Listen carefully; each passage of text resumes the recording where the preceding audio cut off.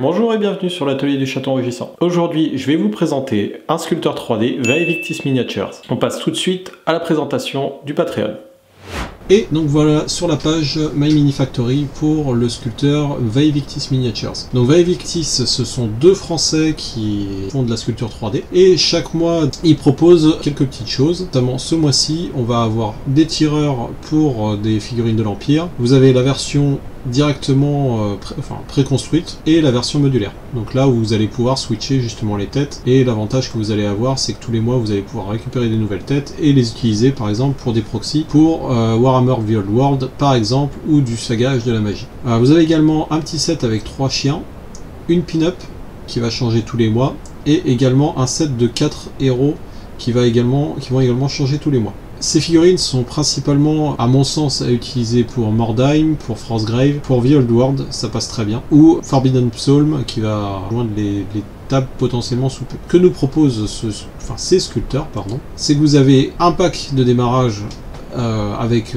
des petites choses gratuites, si vous souscrivez à leur Patreon. Donc vous allez avoir un bâtiment, des petits murets, des barrières, enfin voilà, des petits items pour pouvoir agrémenter vos tables. Des PNJ, des petits gardes, voilà. Vous avez deux paliers. Le premier palier, donc ça va être un palier à 1$. Le palier à 1$, ça va être juste pour récupérer la figurine de pin-up de chaque mois. Et vous allez avoir la partie à 10$ avec l'accès donc à toutes les figurines mensuelles. Donc voilà, par exemple, sur leur page, on voit qu'ils ont commencé déjà à teaser le mois d'août avec un nouveau corgi, donc on aura une bande de corgi pour le mois prochain. Il n'y aura pas que ça, bien entendu. Pour les personnes que ça intéresse, effectivement, vous allez retrouver énormément de bits, notamment pour de la conversion. Ça sera très pratique pour les personnes qui aiment énormément convertir. Notamment si vous voulez faire une bande de cultistes, vous pouvez justement récupérer des corps, des bras, des différentes armes. Notamment pour jouer à Frostgrave, c'est parfait pour pouvoir justement jouer en WYSIWYG. Vous avez énormément de fichiers, donc beaucoup de fichiers modulaires qui vous permettront de récupérer énormément justement de différentes petites parties pour pouvoir vous créer vos personnages, soit pour un jeu d'escarmouche, soit effectivement pour agrémenter justement des figurines qui ne sont plus produites ou que vous trouverez à des prix totalement prohibitifs. Alors là, si vous voulez vous faire une équipe, une unité de joueurs d'épée classique, vous pouvez, mais vous pouvez également par exemple vous faire une unité de joueurs d'épée Halfling par exemple, si vous voulez jouer des figurines qui sont basées dans le moot. Voilà, si vous voulez des joueurs d'épée un peu plus classiques, voilà, vous avez celle-là également. Donc on va passer tout de suite à la présentation de la figurine imprimée. Ce soir, j'ai imprimé une figurine de rat qui me servira de proxy pour des Skaven. J'ai particulièrement apprécié le fait que les sculpteurs ont réussi à donner un esprit un peu old school à la figurine. Je trouve bien l'esprit du Skaven, mais surtout quand on la compare à une figurine qui sortait de la boîte de l'île 200 par exemple, on voit tout de suite qu'elle est beaucoup moins pataude, mais qu'elle garde ce côté un petit peu ramassé, un peu déformé. Donc vraiment un très gros plus sur cette gamme de figues. La sculpture est vraiment fine, on arrive à bien discerner les différents creux, les différents reliefs de la figurine, y compris sur les petits détails, comme par exemple la paupière. On peut voir effectivement les progrès de l'impression 3D dans ce domaine-là, on est sur 20 microns par couche.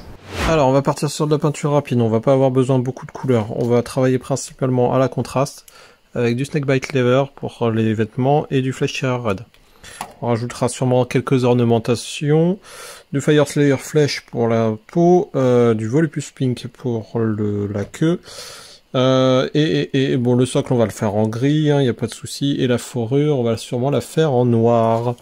Et je vais utiliser du noir classique avec un petit peu de bleu à l'intérieur pour faire la fourrure, pour la simple et bonne raison que les contrastes ne sont pas forcément super terribles sur ces couleurs là. Allez, on va commencer avec du flash tireur.